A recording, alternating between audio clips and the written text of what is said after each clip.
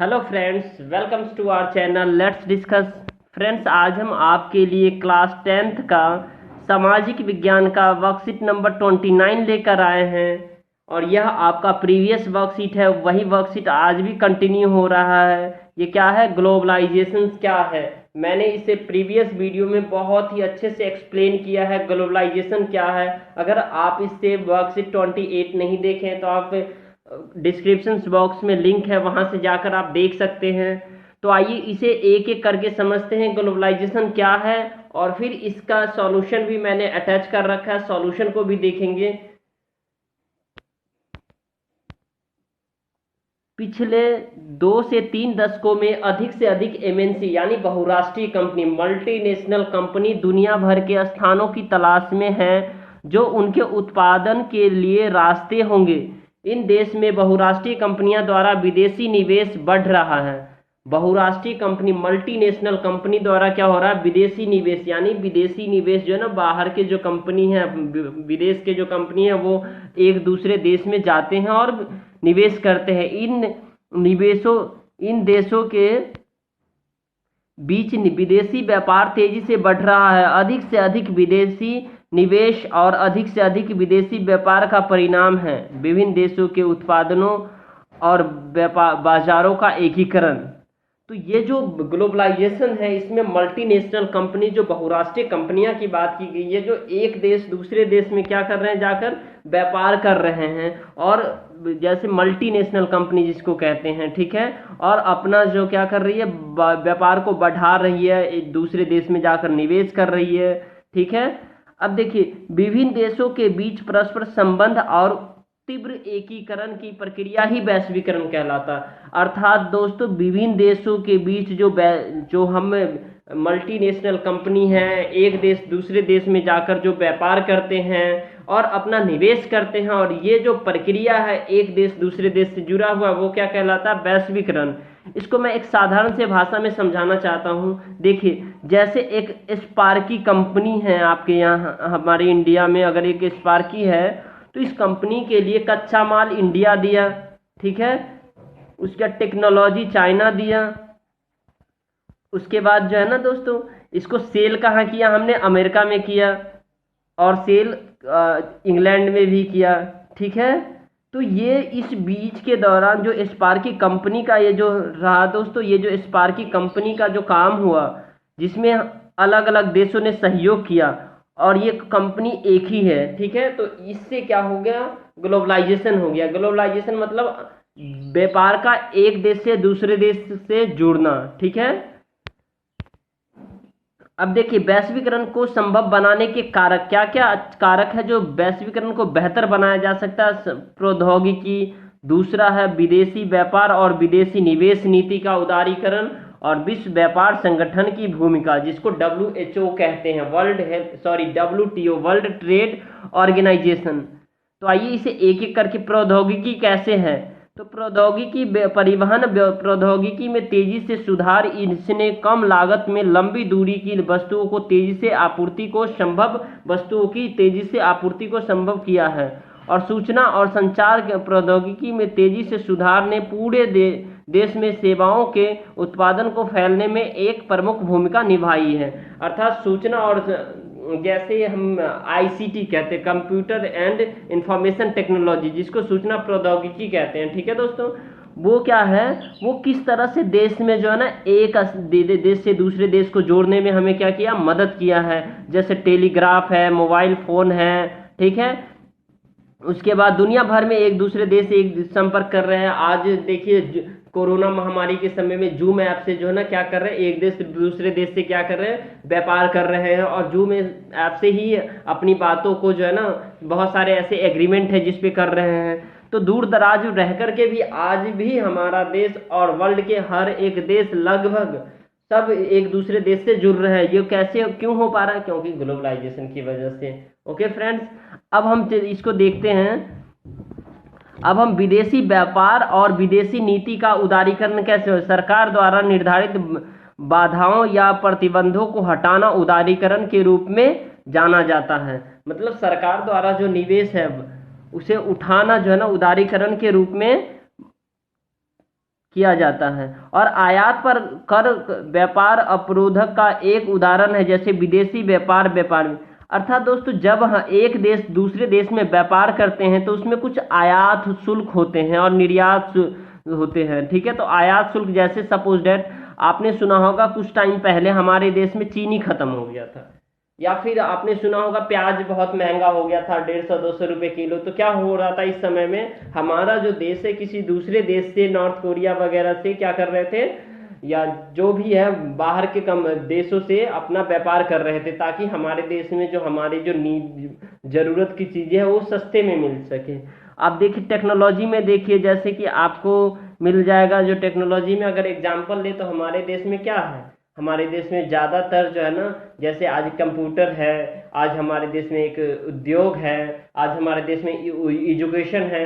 तो ये सब क्या हो रहा है, ये सब इस व्यापार सब के ही माध्यम से हो पा रहा है, ठीक है। और इसमें सरकार आज़ादी के बाद देश में भीतर उत्पादकों को विदेशी प्रतिस्पर्धा से बचाने के लिए विदेशी व्यापार और विदेशी निवेश में व्यापार अवरोध लगाए। अर्थात विदेशी प्रतिस्पर्धा से बचाने के लिए हमारा देश में जो सरकार ने क्या किया आज़ादी के बाद, और क्योंकि आज़ादी के पहले हमारे देश की स्थिति काफ़ी बेकार थी, उसके बाद धीरे धीरे, खैर आज भी हमारे देश की स्थिति अच्छी नहीं है, माइनस में जीडीपी जा रही है। तो खैर आप सोच सकते हैं, बट आपको इस कंटेक्स्ट में ही आंसर देना है दोस्तों। अब हम देखते हैं विश्व व्यापार संगठन की भूमिका क्या होती है। विश्व व्यापार संगठन की भूमिका, तो WHO विश्व व्यापार संगठन एक ऐसा संगठन है जिसका उद्देश्य अंतर्राष्ट्रीय व्यापार को उदार बनाना, अर्थात लिबरल बनाना। और विश्व व्यापार संगठन अंतर्राष्ट्रीय व्यापार के संबंध में नियम स्थापित करना, मतलब WTO वर्ल्ड ट्रेड ऑर्गेनाइजेशन क्या करता है, एक देश से दूसरे देश से क्या करता है, व्यापार के माध्यम से उसे रूल नियम बनाते हैं। और हालांकि विश्व व्यापार संगठन सभी को मुफ्त व्यापार की अनुमति देता है, और व्यवहार में यह देखा जाता है कि विकसित देश में विकास का अवरोधक को गलत तरीके से बरकरार रखा है। तो विश्व व्यापार एक तरीके का एग्रीमेंट है, साइन है, जो आपको बताता है जो आप एक देश दूसरे देश में जाकर अपना व्यापार कर सकते हैं। तो आई होप दोस्तों आपको समझ में आया होगा।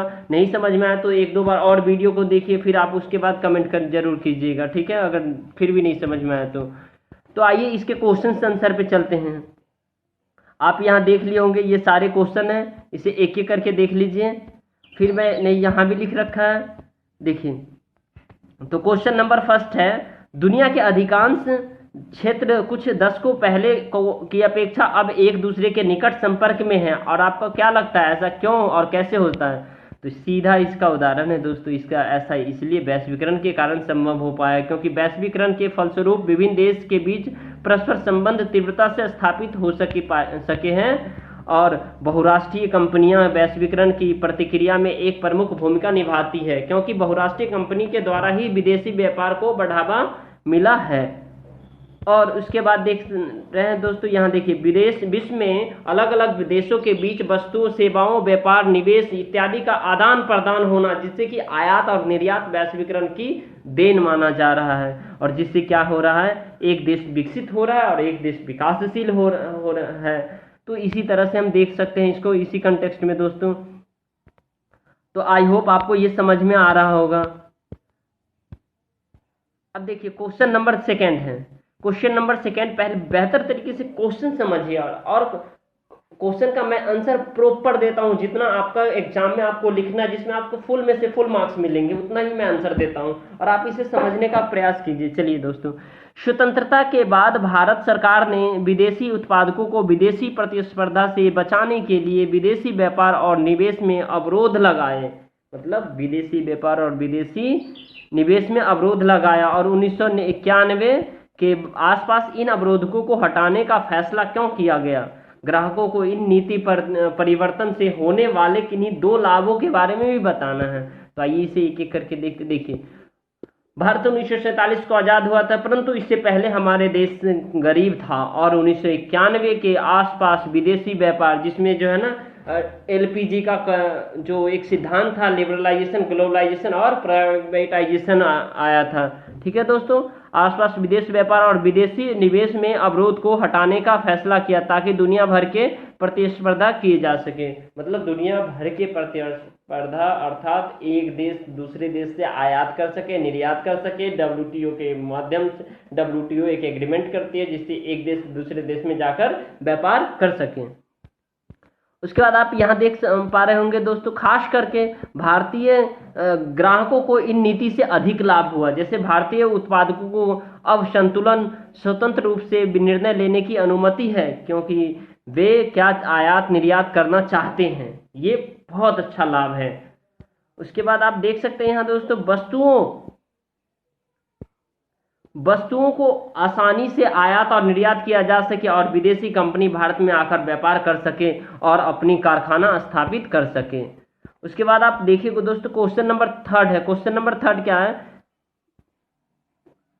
क्वेश्चन नंबर 3 है, वृंदा एक आयातित टॉप ट्रेन खरीदना चाहती है कि जिसकी कीमत 300 रुपए से है। बिल्कुल वैसा ही समान गुणों वाली एक अच्छी गुणवत्ता की टॉय ट्रेन भारत में 350 रुपये में उपलब्ध है। भारत सरकार आयातित खिलौनों पर 60% कर लगा देती है। आशातीत रूप से वृंदावन अब कौन सा खिलौना खरीदेगी और क्यों? कौन सा खिलौना खरीदेगी और क्यों? और क्या आपको लगता है कि इस कदम से भारतीय खिलौने निर्माता को मदद मिलेगा? बिल्कुल। कैसे लगता है देखिए, मैंने इसका आंसर बहुत ही बेहतर तरीके से आप लोगों के लिए मैंने लिखा है। देखिए दोस्तों, तो कितना का खरीदा? देखिए 300 रुपए का। तो पहले इसका हम क्या करेंगे, वृंदा जो खिलौने खरीद रही है, कितना? वृंदा जो खिलौने खरीद रही है, वृंदा खिलौना ट्रेन खरीदी है जिसकी लागत कितना? 350 रुपये है। तो आयातित खिलौने ट्रेन पर लगाए गए 60% की कर, ये कर है दोस्तों, ये क्या है? कर है की वजह से ये 300 रुपये का 60% निकालेंगे तो 300 इंटू 100, 60 इंटू 100, तो ये एक जीरो से एक जीरो कट गया, एक जीरो से ये जीरो कट गया, तो कितना हो गया? 6 3 18, 180। ओके फ्रेंड्स, आई होप आपको समझ में आ रहा होगा। अब देखिए, अतः